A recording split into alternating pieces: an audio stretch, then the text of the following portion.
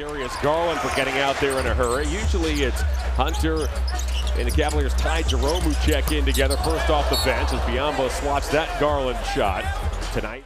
The Cleveland Cavaliers just don't have any real depth at center. This past season, they relied heavily on Jarrett Allen and Evan Mobley to rotate at the backup five, with a bit of Dean Wade and Tristan Thompson sprinkled in there for good measure. And let's face it, that is just not a reliable enough plan. It leaves them just one injury away from being in dire straits in regards to size. Cleveland could absolutely benefit from having at least one more viable big man available, and has multiple flaws to address, but if there is one absolute need that they have to address this offseason, it's at the backup big. Truth be told, it's been a neglected area for years now. Years. One option that could likely be brought on for the vet minimum or close to it is Bismack Biyombo, an option that frankly I openly campaigned for the previous offseason. But before we dig into why Biyombo remains a possibility, do your boy a favor and smash that like button, subscribe to keep the NBA content coming, and hit that notification bell so you stay locked in all offseason. Biyombo is set to enter unrestricted free agency after spending a chunk of the 2024-25 regular season in San Antonio, in which he averaged 5.1 points and 5.6 rebounds and just 18.9 minutes per game across 28 appearances. He is actually one of 8 potential free agents for the Spurs this offseason. Biyombo could be a solid fit off the bench for a Cleveland team that must do everything in its power to acquire cheap, reliable talent at that position. And with that being the case, the Cavs may want to reach out. Here are a few reasons why.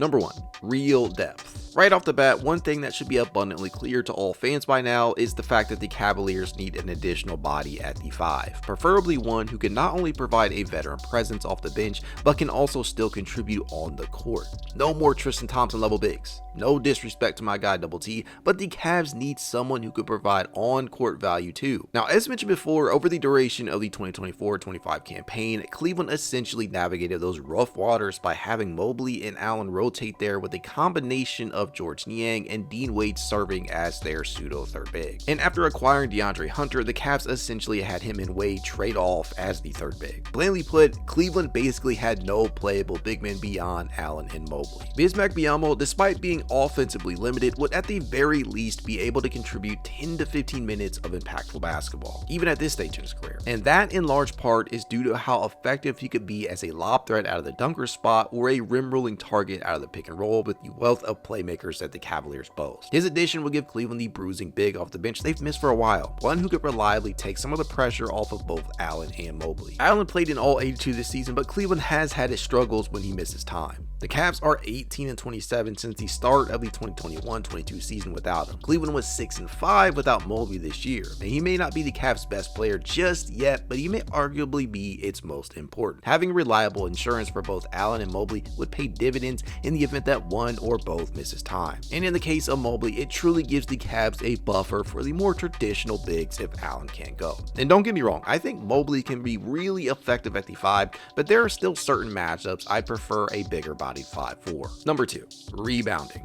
The Cavaliers were quietly a much better rebounding team this season than they were the year prior. Their 45.4 boards per game ranked 6th in the league, and their rebounding percentage improved as well, going from 15th to 12th at 50.5%. Problem was, it often felt like they were sacrificing a lot when Allen and Mobley or one of the two went to the bench. They cannot enter the 2024-25 campaign without more capable rebounders out of the front court. Make no mistake, Biyombo is by no means an elite rebounder, but he's still pretty good when considering his playtime. His per 36 rebound average from this season would have ranked 3rd to only Jarrett Allen and Evan Mobley. He makes the most of his minutes, and even if he only played about 10 or so here in Cleveland, it would surely help. Biyombo will be entering his age 33 season, but he should still have some tread left on his tires, and the Cavs may be able to get him for around the vet minimum. This type of addition isn't exactly a no-brainer, as there will be other more enticing options, but he would be able to help in this area. And for what it's worth, Biyombo actually placed within the 91st percentile in defensive rebounds per 75 possessions, the 86th in defensive rebounding talent, and the 82nd in offensive rebounds per 75 possessions.